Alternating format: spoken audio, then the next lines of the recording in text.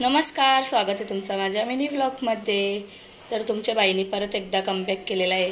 माझी अपेक्षा एवढीच आहे का तुमचा परत पहिल्यांसारखा प्रेम आणि सपोर्ट आला पाहिजे, दुसरा काही नाही. आमच्या गावाची छबी नव्हती, आम्ही तिथंच गेलतो. त्या जल्लोषानं आम्ही पण सहभागी व्हायला गेलतो आणि आमच्या गावाचा जल्लोष म्हणजे नेक्स्ट लेवल. त्या बॅनरवरशी तर भांडणं झालतीच, मना फोटो काढायला पाहिजे, त्याला फोटो काढायला पाहिजे.